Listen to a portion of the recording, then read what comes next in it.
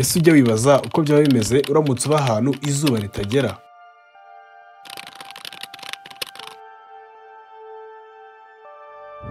Uduce tumwe na tumwe ni ibanga kubera ibidukorerwamo cyangwa n'amateka yacu. Utwo duce mvuga ntituba tunagaragara kuri map, ndetse dusubiye n'inyuma mu binyejana hari abantu babayeho imyaka ibihumbi batabona izuba. Akenshi bahitagamo kwibera munsi y'ubutaka kubw'umutekano wabo n'ibyabo. Muri uku gushaka umutekano bubakaga imijyi ifite ubwiza butangaje munsi y'ubutaka, bakubakamo imihanda y'ibanga babaga baziranyeho ubwabo. Muri iyo mijyi bagiye bubaka hari yakomeje kubaho na n'uyu munsi ikaba igihari. Usibye n'ibyo bya kera, n'uyu munsi hari imijyi itavugwa iba munsi y'ubutaka ibitse amabanga ya za leta z'ibihangange ku isi. Muri iki kiganiro ngiye kukubwira imijyi itanu naguhitiyemo mu yindi myinshi izwi yubatse munsi y'ubutaka. Niba ari ubwa mbere ugeze kuri iyi channel, ndagusaba kubanza gukora subscribe ubundi ukurikire iki kiganiro kugeza ku musozo. Nguhaye ikaze.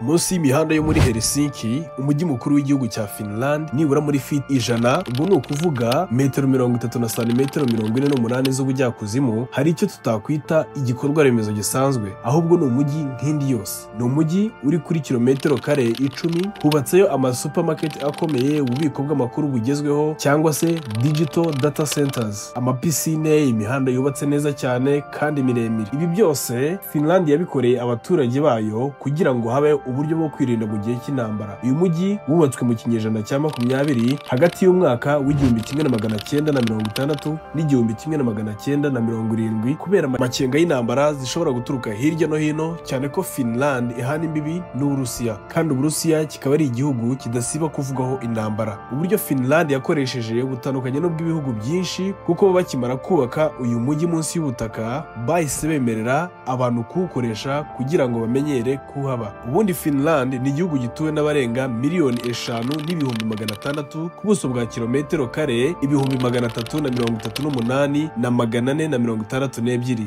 Birumvikana ko ari bake ugereranyije n'ubuso gifite. Gusa umujyi wa Helsinki uri ku nkengero z'inyanja ya Pacifique, bikaba bituma abawutuyemo ubabana muto cyane. Mu mwaka wa 2011 hashyizweho itegeko muri Finland ryitwa Finnish Rescue Act, rifite nimero 379 rya 2011, rigenga ibikorwa byo gukumira impanuka, ibikorwa by'ubutabazi n'ubwirinzi bigamije guteza imbere umutekano rusange no kugabanya impanuka. Iri tegeko ryiswe Rescue Act rivuga ko muri Finland inyubako yose irenza metero kare 1,200 kandi ikaba icumbitsemo abantu igihe cyose igomba kugira ahantu h'ubuhungiro muri yo. Ibi bisobanura ko iyo nyubako igomba gutanga ahantu abantu bashobora gutura cyangwa guhungira, urugero mu gihe cy'intambara cyangwa mu gihe cy'icyorezo. Iri tegeko kandi rinavuga ko ibyo bice by'izo nyubako bigomba kuba biri munsi y'ubutaka ndetse bikanakoreshwa mu buzima bwa buri munsi mu zindi gahunda. Iri tegeko niryo ryatumye abanyafinland by'umwihariko Helsinki bahagurukira kubaka munsi y'ubutaka, ku buryo baje kwisanga habaye nk'indi mijyi yose tubona yubatse hejuru y'ubutaka. Uyu mujyi wo munsi y'ubutaka bwa Helsinki ushobora gucumbikira abantu 900,000 mu nzu 5,500 zo kubamo zubatse muri uyu mujyi. Bimwe mu bigize uyu mujyi harimo systeme ishobora gutanga umwuka mwiza mu gihe habayeho igitero cy'imyuka igizwe n'ibinyabutabire bishobora kwica abantu. Harimo kandi ububiko bw'ibyo kurya n'amazi bihagije bishobora kumara igihe kinini. Harimo kandi aho kuryama, umuriro w'amashanyarazi ndetse n'itumanaho rigezweho. Undi mujyi wo munsi w'ubutaka ni umujyi witwa Derinkuyu. Uyu mujyi uherereye muri Turikiya, ni munsi y'ubutaka bw'ahitwa Cappadocia mu gace ka Anatolia kari rwagati muri Turikiya. Aha Cappadocia haranzwe n'intambara mu gihe cya kera ubwo hari ubwami bw'Abaperesi, bikaba byarabaye intandaro yo gucumbikira abantu basaga 20,000 mu mujyi wa Derinkuyu uri munsi y'ubutaka. Gusa nyuma y'imyaka myinshi uko ibinyejana byagiye bitambuka, intambara zikagenda zisa naho zishize, aka gace karagiye karibagirana. Mu mwaka 1963 umuturage utaratangajwe izina yari ari kuvugurura aho inkoko ze zabaga. Mu gihe yacukuraga yakomeje kujya abura zimwe mu nkoko ze, akomeza kubyibazaho, ari nako akomeza gucukura. Bidatinze yageze ahantu hari ikimeze nk'inzira ariko harimo umwijima mwinshi cyane. Iyo yari inzira imwe mu nzira zirenga 600 zinjira muri Derinkuyu. Akomeje iyo nzira yatangajwe no gusangamo inzu zo kubamo, amashuri ya kera, insengero ndetse n'ibindi.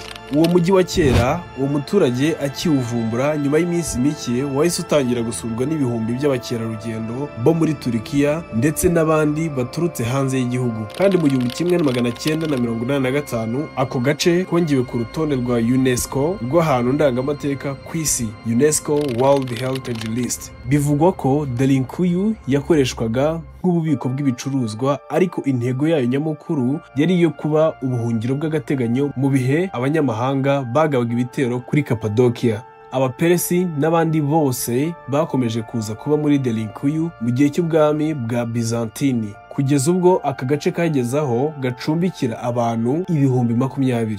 Ahandi wamenya ni muri Washington DC. Munsi y'inyubako z'ibiro bikomeye cyane mu mujyi wa Washington DC muri Amerika hubatsemo ubuvumo cyangwa se tunnels zitazwi na benshi zitajya zinavugwaho. Izi nzira zihuza inyubako zigiye zitandukanye z'ibiro bikorerwamo n'inzego zitandukanye za leta. Muri izi nzira ziri munsi y'ubutaka harimo uburyo bworoshya transport bukoreshwa n'amashanyarazi. Harimo n'inzira z'abanyamaguru, amaresitora, barber shops, coffee shops n'ibindi. Gusa biratangaje uburyo iyubakwa ry'izi nzira zaje kuvamo ikimeze nk'umujyi kubera ibikorerwamo. Zubakwa gahunda yari imwe, byari ukugabanya ubushyuhe bwabaga mu nyubako zirimo ibiro bya leta hakoreshejwe ibibumbe binini by'urubura. Mu gihe cy'intambara hagati y'Abanyamerika yishe abaturage barenga 1,030,000 n'abasirikare barenga 698,000 yari igamije guhagarika ubucakara yiswe American Civil War, nibwo hagiye hubakwa amaofisi muri za tunnels ndetse bagenda bubakamo ibindi byumba. Mu binyacumi by'imyaka byakurikiyeho mu mwaka w'1898 inzu y'ibitabo ya Kongere ya Amerika yaje kwimurwa ishyirwa kure, aho bitoroheraga abanyamategeko ba Amerika kubona inyandiko bakeneye. Icyo gihe byahise biba ngombwa ko bagura izindi nzira kugira ngo haboneke inzira izajya yoroshya ihererekanya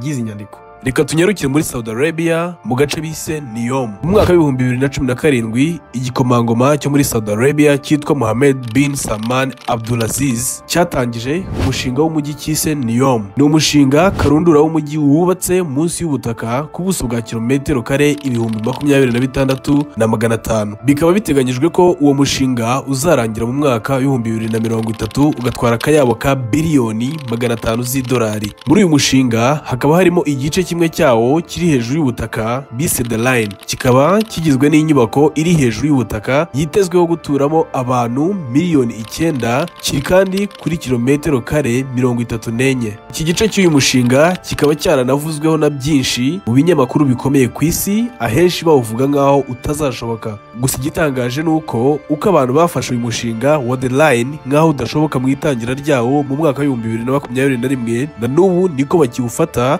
nubwo Saudi Arabia iwugeze kure. Mu kwezi kwa 10 mu mwaka wa 2022 hari amashusho yafatiwe mu kirere yasohotse agaragaza ko bari gucukura ahazubakwa fondasiyo y'iyi nyubako ifite kilometero 170 mu gutambika. Ibi byagaragajwe n'amashusho ya drone, byaje no kugaragazwa n'amashusho yafashwe na satelite. Gusa kuri aya mashusho ya satelite hagaragayeho n'imashini zikora imirimo yo gusiza. Si ibyo gusa kandi hagaragayeho n'amashusho y'abantu benshi bari muri ako gace bigaragara ko bari mu kazi. Ibi byahise bigaragaza ko igitekerezo cya Saudi Arabia kitari imikino. Kugira ngo umenye neza iby'uyu mushinga, jya muri comment wandikemo uti Neom, tuzawukorere ikiganiro cyawo wonyine.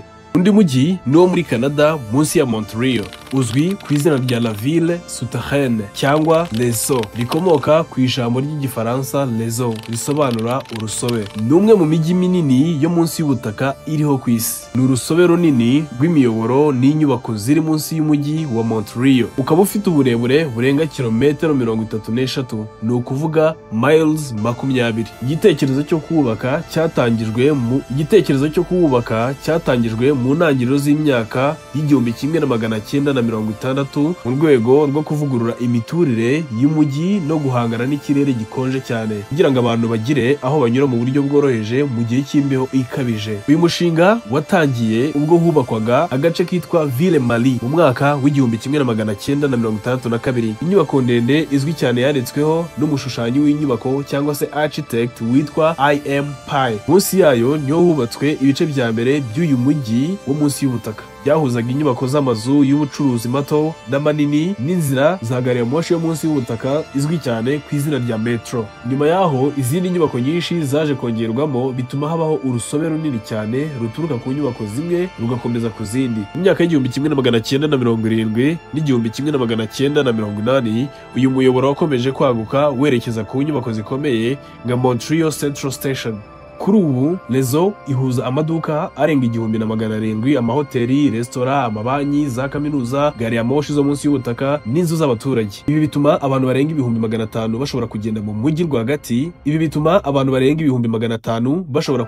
rwagati buri munsi batageze hejuru y'ubutaka. Ibi ngibi bikunda kubaho cyane cyane mu gihe cy'ubukonje bukabije, aho ubushyuhe bushobora kugera munsi ya °C20. Iyo miyoboro yose irimo uburyo bwo kugenzura ubushyuhe ku buryo hadakonje cyane nk'ahari hose.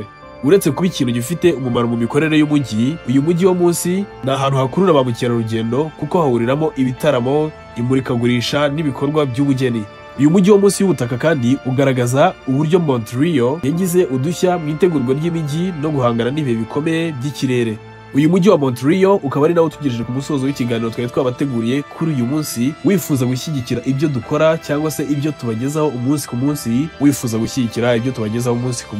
ibyo tugusaba ntibigoye, wakora subscribe, ibiganiro byacu bikagera kure ku bantu benshi cyane. Ikindi kandi ndagushimira kuba wabashije kugera ku musozo w'iki kiganiro. Naho utaha.